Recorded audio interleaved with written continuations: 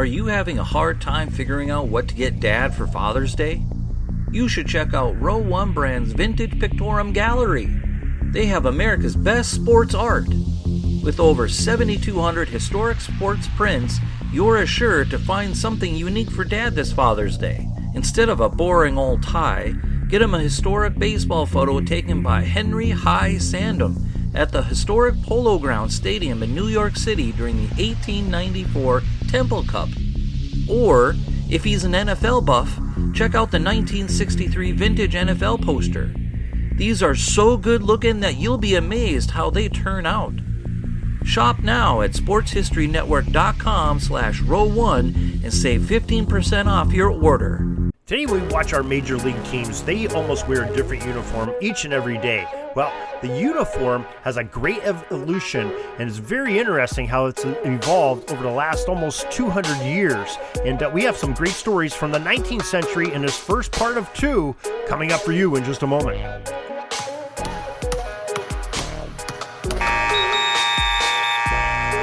My name's Darren Hayes, and I know you've heard me on the Pigskin Dispatch talking about football history for years. Well, now I'm on a new mission, a quest to find sports history in other sports as well as football by learning through the jerseys and the apparel and the gear that the players wore and the franchises supplied their teams. It's an educational trip, and I'm taking you with me day by day, player by player, uniform by uniform. The Sports Jersey Dispatch. This podcast is part of the Sports History Network, your headquarters for the yesteryear of your favorite sport. You can learn more at sportshistorynetwork.com. Hello, sports friends. This is Darren Hayes of the Sports Jersey Dispatch. Welcome once again to the Pig Pen, your place to find out some great sports history through the uniforms and jerseys that our athletes have worn throughout the ages. And we're really going to go back in the ages today because we're going to talk a little bit about some 19th century baseball jerseys. You know, baseball is such a truly unique and innovative sport. The game is so filled with numbers and statistics, along with the legendary athletes that have done remarkable things throughout the ages. You know, it's truly a game of numbers. You know, the statistics of, you know, the batting averages and on-base percentages and ERAs, home runs, distance the balls are hit, just unbelievable the amount of numbers in there. Well, the story of the professional baseball jersey takes us all the way back to the New York Knickerbockers baseball team in a game where they played on April 4th, 1849, according to the Baseball Hall of Fame's website. It says, the Knickerbocker Baseball Club of New York City was a simple outfit consisting of a flannel white shirt, blue wool pants, and a straw hat. Imagine that, a straw hat in baseball. Now, during the 1850s, 1860s, and early 1870s, the jersey itself was most famously a shield front style.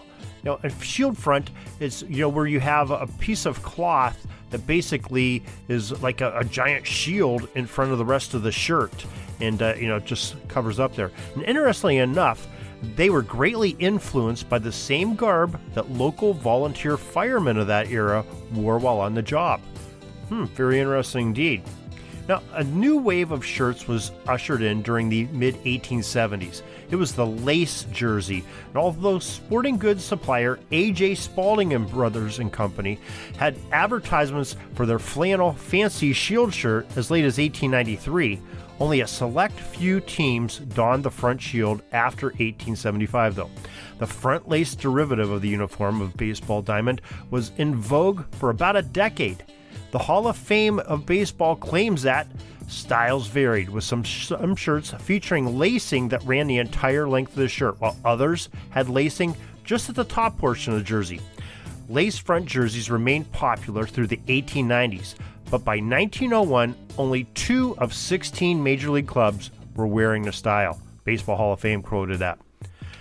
Now, we have some great photographs that we've gotten from Wikipedia Commons, and just of the different styles of the baseball jersey that we're talking about, that front shield jersey and the lace jersey, both some great photographs on jerseydispatch.com for this article that we wrote on the 19th century baseball. You can follow the links in the show notes to get right to it. Now, baseball tried a very colorful experiment in 1882 when they had players of certain positions wear specifically colored uniforms to denote their playing position. Yeah, that's right. When your favorite team took the field in that era, none of the 9 had the same shirt on. This experimental era of baseball jerseys are fondly referred to as the clown costumes era, and rightfully so, with a circus-like look of the game. The Baseball Hall of Fame tells us this on that. Shortstops, for example, were required to wear a maroon shirt and caps, while first basemen dressed like candy canes in scarlet and white striped caps and jerseys. Now, can you imagine that, going to a baseball field and seeing, your shortstop on both teams wearing maroon, and you have, the candy cane looking like a peppermint candy at first base, and, who knows what some of the other players on the team are wearing, probably one in yellow, one in blue, just crazy. It's I'm not sure what the whole thing about that was, but maybe we can find out here. No hardball clown costume was complete until they put on the mandatory white bow tie, white belt, and white trousers to complete the ensemble. The long, highly worn socks or stockings were the only way anyone could denote which team the players were on. This is where it gets interesting. This is extremely interesting because in 1882's rule actually named some of the teams we know today. The rules makers said that the Boston team had to wear red stockings, and Chicago players were only to wear white ones. Hence the nicknames of the Chicago White Sox and Boston Red Sox were inaugurated. And there was much to say negatively about the clown costumes, but there's also some much bad publicity and confusion that the rule was thrown out mid-season 1882. So yeah, wearing those different uniforms, wearing the socks is the only way you could tell your teammates from each other. When the 20th century arrived, both the front lace and the front shield jerseys went out of style, and a new generation of player gear emerged, the button-down shirts. We're more familiar with those, aren't we? The button apparel first made its way onto the diamond in the 1850s, and they were not popular at first, but after 1900, they dominated hardball teams around the country. One question that many fans of a certain New York team may be wondering is, when did the era of pinstripes come in? Well, the Hall of Fame tells us that though multiple teams wore stripes in the past, the true official pinstripe uniform was not seen until 1888.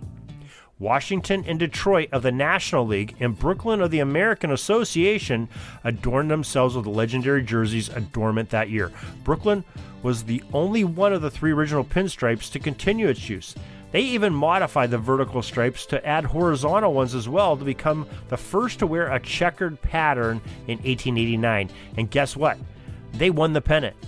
Well, we're not saying that the checkerboard squares uniform shirt helped win a title. However, when the Brooklyn club abandoned the fashion statement in 1890, they finished at the bottom of the league standings. Quite ironic indeed. Could it be because of the checkered shirts that they wore? Well, that is what we have on our 19th century uniforms. We're glad that you could join us here once again. We're going to come back next week, and we're going to talk about the evolution, the continued evolution of the baseball uniform into the 20th century and what we got to see there. So until next time, everybody, have a great sports history day. Sorry, but my pitching coach just called timeout and he's coming out to the mound. I think I'm going to get yanked for a reliever. We'll see you back tomorrow for some more great sports history on Sports Jersey Dispatch Podcast. We invite you to check out our websites, jerseydispatch.com and pigskindispatch.com. Not only see the daily sports history, but to experience the preservation of great events and people that play the games. Find us on Pigskin Dispatch. It's also on social media outlets of Facebook, Twitter, Instagram, and don't forget the Pigskin Dispatch YouTube channel to get all your daily sports history. Pigskin Dispatch is happy to be associated with the Sports History Network, the sports headquarters of yesteryear, found at sportshistorynetwork.com. This podcast is part of the Sports History Network, your headquarters for the yesteryear of your favorite sport. You can learn more at sportshistorynetwork.com.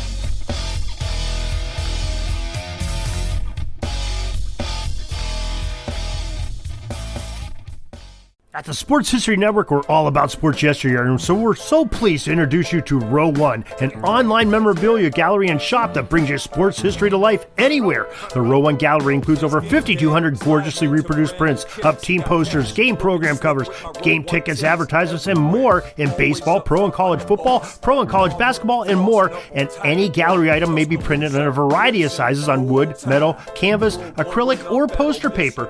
And in Row One shop, check out the thousands more of unique unique items with the retro and historical designs dating back to 1876, including t-shirts, long-sleeve shirts, phone cases, mugs, blankets, pillows, towels, and even shower curtains. Go to sportshistorynetwork.com, ROW1, for access to the full Row 1 catalog and for gallery prints and gift items, plus get a 15% discount off all prints on the Row 1 Pictorum Gallery with coupon code SHN15. Follow the link on the show notes.